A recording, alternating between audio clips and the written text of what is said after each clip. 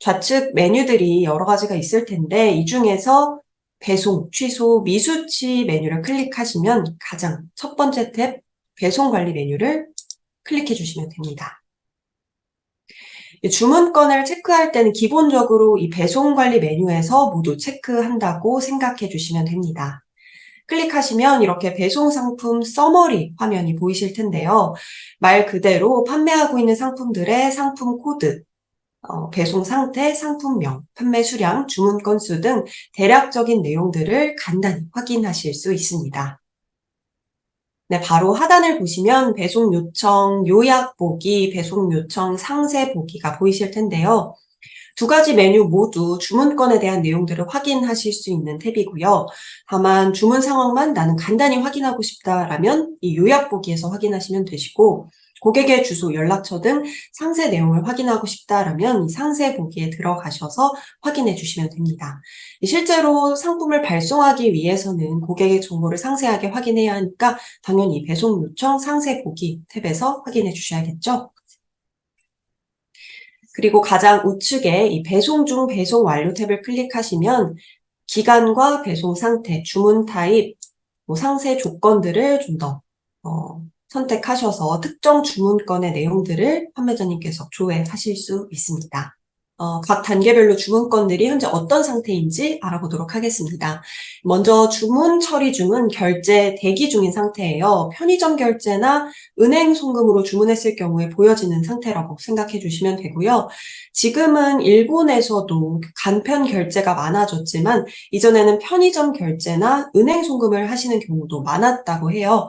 그리고 또 여전히 이 결제 방법을 이용하는 고객들이 있으니까 이 부분도 좀 참고해 주시면 좋을 것 같습니다.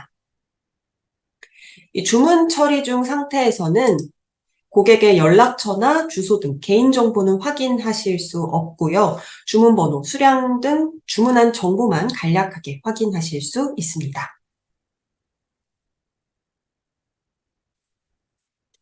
결제 완료된 것이 확인이 되면 다음 단계인 신규 주문으로 주문건의 상태가 변경되는데요. 이렇게 클릭하시면 신규로 들어온 주문건들을 확인하실 수 있습니다. 그리고 고객의 주소와 연락처를 확인해서 발송을 보내야 하기 때문에 신규 주문 상태로 변경된 단계에서는 이렇게 고객의 정보를 모두 확인하실 수 있습니다. 네, 다음 배송 준비 상태에서는 발송 예정일을 입력한 이후 변경되는 상태인데요. 발송 예정일은 판매자가 이날 고객님께 제품을 발송하겠습니다 라는 의미로 제품을 발송할 수 있는 날짜를 선택하는 것인데요. 발송 예정일을 입력하면 고객에게 자동으로 발송 예정 메일이 전달됩니다. 또 재고 연동을 하고 있는 경우에는 판매자님이 발송 예정일을 입력하지 않아도 주문이 들어오는 즉시 배송 준비 상태로 변경이 됩니다. 한국 판매자님들이 가장 활발하게 사용하고 있는 재고 연동 서비스는 예를 들면 이지어드림, 카페24 정도를 생각하시면 될 것 같습니다. 발송 예정일을 입력하는 방법에 대해서는 뒷부분에 제가 좀 더 자세하게 설명드리도록 하겠습니다. 네, 다음 배송 지연에서는 발송 예정일을 입력하지 않고 14일이 경과한 경우나 입력한 발송 예정일이 지난 주문건들을 볼 수 있는 탭인데요. 배송 지연으로 넘어갈 경우에는 고객의 클레임은 물론이고 주문한 제품을 고객분들이 언제든지 취소할 수 있으니까 배송 지연된 건이 있다면 이 건들부터 우선적으로 발송하시는 것을 추천드립니다. 네, 여기에서 한 가지 예시를 제가 들어볼게요. Q10을 대표하는 대규모 쇼핑 축제, 메가세일 한 번쯤 들어보셨을 것 같은데요. 이 메가세일은 1년에 4번 진행하는 Q10의 빅 이벤트라고 생각하시면 되고요. 이 기간 동안에는 평소보다 주문이 수십 배로 증가하는 판매점도 많이 있기 때문에 재고를 넉넉하게 준비해 주시는 것이 좋습니다. 그런데 이 메가 할인 기간에 내가 넉넉히 상품을 준비했음에도 불구하고 예상보다 훨씬 더 많은 주문량이 들어와서 출하 작업에 지연이 발생한다면 어떻게 해야 할까요? 특히 이 배송 퀄리티와 배송 날짜에 대해 높은 니즈를 가지고 있는 일본 고객들이 이런 상황을 겪는다면 상품은 물론이고 판매 샵에 대한 이미지도 안 좋아지겠죠. 그렇기 때문에 먼저 배송 지연이 예상될 경우에는 고객에게 안내하는 것이 가장 첫 번째로 판매자분들께서 하셔야 할 작업입니다. 상품이 예상 기간 내에 발송되지 않으면 고객 클레임이 발생할 수도 있고요. 지속적으로 이런 현상이 발생한다면 브랜드 이미지 하락과 또 페널티를 받게 되실 수도 있습니다. 그렇기 때문에 배송 지연이 예상될 경우에는 사전에 고객에게 안내하는 것을 최우선으로 생각해 주세요.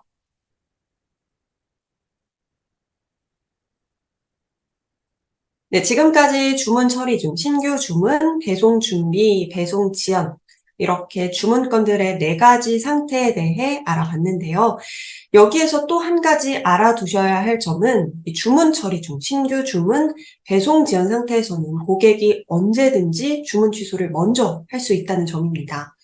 하지만 판매자가 발송 예정일을 입력해서 주문건이 배송 준비 상태로 넘어가게 되면 고객은 자유롭게 주문을 취소하는 것이 불가능합니다. 그렇기 때문에 첫 주문한 고객을 여러분이 계속해서 유지시켜서 단골 고객으로 만들기 위해서는 고객과의 약속과 신뢰를 의미하는 이 발송 예정일을 입력하시고 또 이 예정일을 지켜주시는 것이 중요합니다. 이 상품 재고가 충분한 것을 확인을 하셨다면 다음으로는 발송 예정일을 입력해 볼 텐데요. 발송할 주문건을 더블 클릭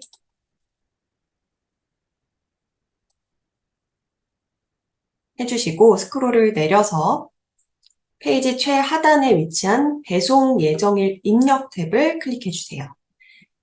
배송 예정일, 발송 예정일 모두 같은 말이라고 생각해 주시면 되고요. 이 달력에서 발송 예정일을 한번 클릭해 볼게요. 예를 들어 오늘이 9월 13일인데 나는 이틀 내에 9월 15일에 보낼 수 있겠다라고 하신다면 9월 15일을 클릭하시고 확인 버튼을 눌러주시면 됩니다. 이 확인 버튼을 클릭하시면 주문한 고객에게 발송 예정일 안내 메일이 자동으로 발송되거든요. 발송 예정일을 입력하지는 않아도 발송은 할 수 있고 이 발송 예정일을 입력하는 것이 필수는 아닙니다. 하지만 이 발송 예정일을 입력하고 또 이를 고객에게 전달하면 고객은 이때쯤 배송이 오겠구나라고 안심하고 기다리겠죠. 그러면 판매자님과 상품에 대한 신뢰도를 높이는 데도 또 도움이 될 것 같습니다.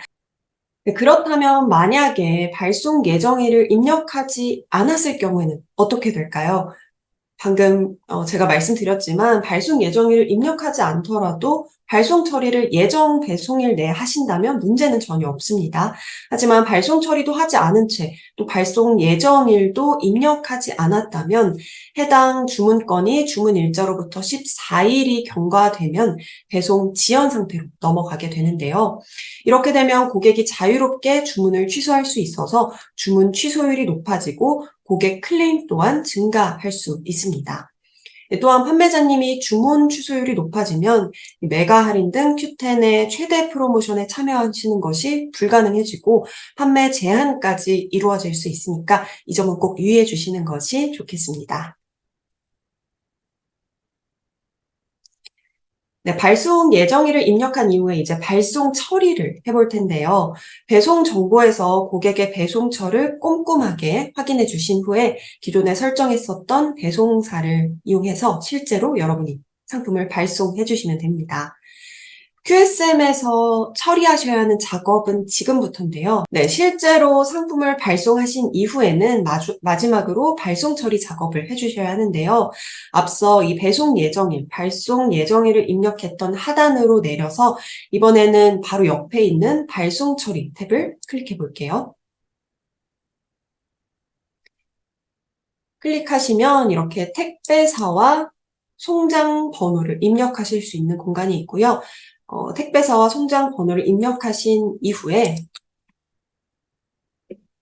발송 확인 버튼을 눌러주시면 발송 처리가 완료됩니다. 그래서 이렇게 최종적으로 발송 처리까지 QSM에서 완료하게 되면 고객에게 배송 처리가 완료되었습니다. 주문하신 상품이 배송되었습니다. 라는 배송 안내 메일이 자동으로 전달됩니다.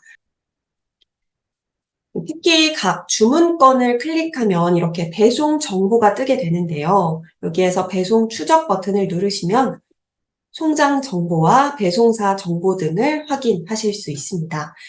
만약 발송한 제품이 추적이 되지 않는 상태라면 즉시 배송사에 문의해 주시는 것이 좋습니다. 송장 번호가 잘못 입력되었거나 배송사 선택을 혹시나 잘못해서 시스템에서 조회가 불가능하다면 상품이 제대로 배송되지 않을 수도 있고 그로 인해서 판매자님께서 페널티를 받게 되실 수도 있기 때문에 발송 후에는 꼭 제대로 처리가 되었는지 다시 한번 체크해 주시는 것이 좋겠습니다. 자, 그럼 이제 발송 처리 과정에서 판매자님들이 가장 많이 하시는 실수 케이스들 몇 가지를 알아보도록 하겠습니다. 네, 첫 번째 케이스는 실제 상품 발송 전에 먼저 QSM에서 발송 처리 작업을 하는 경우인데요. 이런 경우가 굉장히 자주 많이 있는 경우인데 이렇게 선 발송 처리를 하게 되면 배송 추적 정보의 반영이 늦어져서 고객 클레임이 발생하거나 판매자님도 발송 처리만 해놓고 실제 발송은 또 잊어버리는 상황이 발생할 수도 있습니다. 그렇기 때문에 반드시 발송 처리는 실제 상품을 발송한 이후에 진행해 주셔야 합니다. 만약 선 발송 처리를 했을 경우에는 판매 정지와 같은 페널티를 부여받을 수도 있기 때문에 이 점은 꼭 유의해 주셔야 합니다. 네, 두 번째 케이스는 등급이 다른 배송사로 변경하는 경우입니다. 우선 배송 방식을 선택하실 때 추적이 되는 배송사와 되지 않는 배송사, 그리고 특송사가 있을 텐데요. 한국에서는 추적이 불가능한 배송사는 우선 없으니까 반드시 추적이 가능한 일반 배송사나 특송사를 선택해 주셔야 합니다. 또 일반 배송사에서는 더 빠르게 배송을 해주는 특송사로의 변경은 가능하지만 특송사에서 더 아래 단계인 일반 배송사로의 변경은 불가능하니까 이 부분도 참고해 주시면 좋겠습니다. 네, 세 번째 케이스는 QSM에서 제공하지 않는 배송사로 발송하는 경우인데요. 한국 판매자님이 발송할 수 있는 배송사 리스트는 QSM에서 모두 확인하실 수 있습니다. 만약 선택지 외의 배송사를 통해 발송한다면 판매자님은 QSM에서 발송 처리를 하지 못하게 되고 시스템에서도 당연히 추적이 불가능하기 때문에 각종 페널티를 받을 수도 있습니다. 그렇기 때문에 꼭 선택지에 있는 배송사를 통해 발송하셔야 한다는 점 참고해 주시고요. 만약에 정말 부득이하게 배송사를 변경했을 경우에는 꼭 QSM Q10에 문의하기를 통해서 관련 내용을 남겨주셔야 합니다. 네, 마지막 케이스는 발송 처리 시에 오류가 발생하는 경우인데요. 두 가지를 먼저 체크해 주셔야 하는데 먼저 등록된 출하지 국가에 맞는 배송사를 선택했는지 확인해 주셔야 합니다. 한국이 출하지인 경우가 이제 대부분이실 텐데 한국이 출하지인 경우 이렇게 Q10에서 사용할 수 있는 배송사 리스트를 확인하셔서 선택해 주셔야 합니다. 또한 송장 번호를 잘 입력했는지 배송사에 다시 한번 확인해 주시는 것이 좋습니다. 이 두 가지 중 하나라도 문제가 있다면 발송 처리 시에 오류가 발생할 수 있고요. 두 가지 모두 문제가 없다면 그런데 오류가 발생했다라고 하신다면 QSM Q10에 문의하기에 해당 내용을 전달해 주시면 담당자가 최대한 빠르게 답변 드리도록 하겠습니다. 네, 마지막으로 판매자분들이 필수로 체크하셔야 할 사항들을 몇 가지 말씀드릴게요. 우선 페널티 대상에 대한 내용인데요. 페널티 대상이 될 수 있는 경우는 다음 세 가지가 있습니다. 먼저 상품 발송일이 발송 가능일보다 지연되거나 고객이 주문 취소 요청을 했는데 판매자님께서 피드백을 주지 않은 경우, 마지막으로 상품 페이지에 설정한 발송 가능일을 체크하고 있지 않아서 발송일을 놓친 경우 페널티 대상이 될 수 있습니다. 그렇기 때문에 항상 이 세 가지를 염두에 두시고 빠뜨린 부분이 없는지 체크해 주시는 것이 좋습니다. 네, 방금 제가 이 발송 가능일을 지키지 않으면 페널티 대상이 될 수 있다라고 말씀드렸는데요. 먼저 발송 예정일은 이 날짜에는 내가 발송 처리를 하겠습니다 라는 일종의 고객과의 약속이라고 생각하시면 되는데요. 이 신규 주문건이 들어왔을 때 발송 처리를 하기 전에 설정하는 것이고 앞서 말씀드렸던 대로 수정이 불가능합니다. 발송 예정일을 입력하지 않아도 발송 처리는 가능하다라고 말씀드렸었죠. 하지만 발송 예정일을 입력하지 않고 14일이 경과되거나 기존에 입력했었던 발송 예정일이 지났는데도 발송 처리를 하지 않았다면 고객이 자유롭게 주문을 취소하거나 또 클레임이 들어올 수 있으니까 이 부분은 꼭 주의를 해주셔야 합니다. 네, 발송 가능일은 예약일과도 같은 말이라고 생각해 주시면 되는데요. 발송 예정일과 가장 큰 차이점은 발송 가능일을 지키지 않으시면 판매자님께서 페널티를 받으신다는 점입니다. 발송 예정일과 다르게 발송 가능일은 처음 상품을 등록하실 때 설정하는 것이고 설정한 발송 가능일이 지나면 고객이 자유롭게 주문을 취소할 수도 있습니다. 또 페널티 3단계인 제한 상태가 되면 상품 판매 정지를 당하실 수도 있으니까 이 부분도 반드시 체크해 주시는 것이 좋겠습니다.